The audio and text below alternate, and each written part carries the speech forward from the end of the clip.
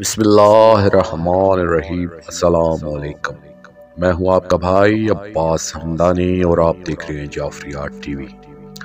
آج کا ہمارا موضوع گفتگو ہے اقالیم اربع۔ دوستو، کچھ دنوں سے ہمارا ایک گفتگو کا سلسلہ جاری ہے جس میں ہم روحانیات پر بات کر رہے ہیں۔ اس دور میں روحانیات کی تعلیم بہت ضروری ہے، مگر روحانیات کا فقدان ہے۔ اس لیے میں نے مناسب سمجھا کہ روحانیات کے بارے میں کچھ عرض کروں تاکہ لوگوں میں روحانیات کے حصول کا شعور اجاگر ہو سکے۔ اور اس گفتگو کا ایک مقصد تشویق بھی ہے، شاید اس طرح کسی کے دل میں شوق پیدا ہو جائے اور وہ مولا پاک کا ناصر بننے کے لیے کمر ہمت باندھ لے۔ جو نئے حضرات آج تشریف لائے ہیں، ان کے لیے سابقہ گفتگو کی تفصیل تو عرض نہیں کر سکوں گا۔ اس سے پہلے روحانیات پر ہماری جو گفتگو ہوئی، جو تقاریر ہوئیں، وہ بنیادی معلومات تھیں، تمہیدی گفتگو تھی۔ آج سے ہمارا جو سلسلہ شروع ہو رہا ہے وہ یوں سمجھے کہ ہم روحانیات کی خاردار وادی میں داخل ہو رہے ہیں۔ پروردگار عالم نے اپنے کلام مقدس میں سورہ بقرہ کی آیت 151 میں فرمایا ہے، جس طرح ہم نے تم میں سے ایک رسول بھیجا جو تم پر ہماری آیات کی تلاوت کرتا ہے اور تمہارا تزکیہ کرتا ہے اور تمہیں تعلیم دیتا ہے کتاب اور حکمت کی، اور تمہیں وہ کچھ بھی سکھاتا ہے کہ جسے تم نہیں جانتے تھے۔ اس آیا مبارک میں 5 باتیں نہایت ہی قابل توجہ ہیں، جن میں سے 4 کا تعلق عوام سے ہے اور آخری اہم ترین بات خواص کے لیے مخصوص ہے، جس کی تفصیل یہ ہے کہ نمبر 1، ہم نے ایک رسول کو بھیجا جو ہماری آیات کی تلاوت کریں یا تمہیں سنائیں۔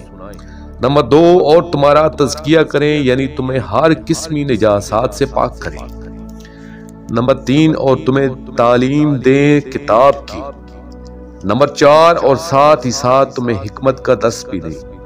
تو گویا یہ 4 درجات عمل ہیں، یا یوں سمجھ لیں کہ یہ 4 اسباق ہیں جو ہر کسی کے لیے ہیں۔ یہ عرفانیات کی 4 کلاسیں ہیں، ان کو 4 اقالیم یا اقالیم اربع بھی کہا جاتا ہے۔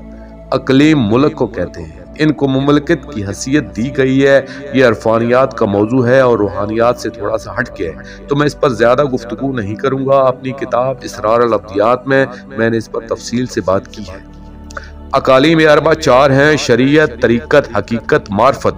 قرآن کریم کی انہی آیات سے یہ اقالیم کا تصور اخذ کیا گیا ہے۔ تلاوت آیات جو ہے وہ شریعت ہے، تزکیہ نفس طریقت ہے، علم کتاب حقیقت ہے، اور درس حکمت جو ہے وہ معرفت ہے۔ یعنی 4 کلاسز ہیں۔ آپ نے ایک حدیث میں ارشاد فرمایا تھا کہ شریعت میرے قول ہیں، طریقت میرے احوال ہیں، حقیقت میرا مال ہے، اور معرفت میرے اسرار ہے، راز ہے۔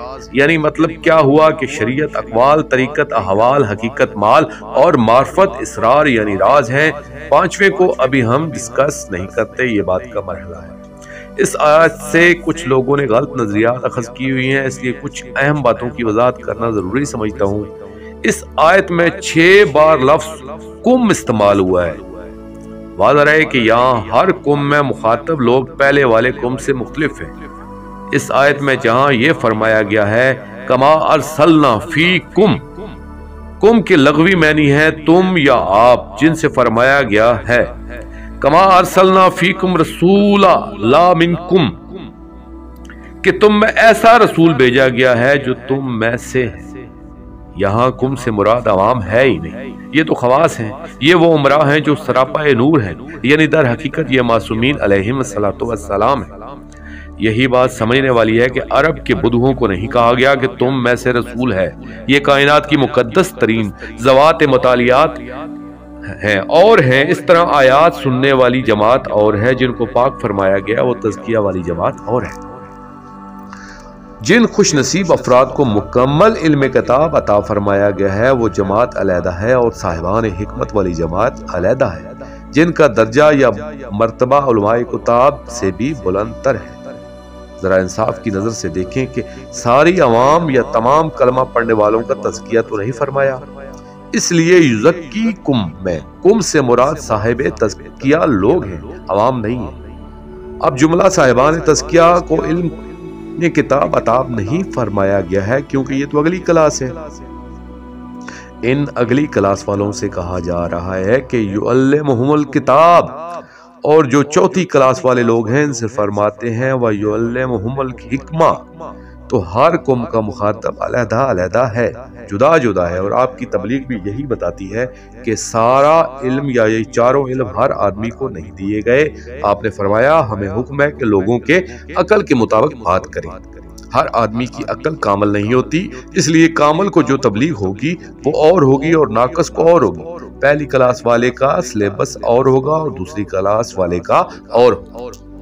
دوستو باقی واقعات آئندہ آنے والی ایک ساتھ میں پیش کیے جائیں گے، اور آخر میں شکریہ ادا کروں گا اپنے مرشد کریم سید محمد جعفر الزمان نقوی البخاری سرکار دامِ ظلہ تعالیٰ کا۔ یہ مضمون میں نے ان کی کتاب گوہر روحانیات سے پیش کیا ہے، اور آخر میں اپنے پاک شہنشاہ کی بارگاہ میں دعا کریں گے الجل الجل یا ولی المظلومین، یا امان الخائفین، یا بلد الامین، یا سفینۃ النجات، اجر اللہ تعالی فرجک وصال اللہ مخرجک وظہورک واجعل من سارک واوانا، یا ربا محمد و آل محمد صلی اللہ محمد و آل محمد واجل فرج آل محمد صلی اللہ علیہ وآلہ وسلم۔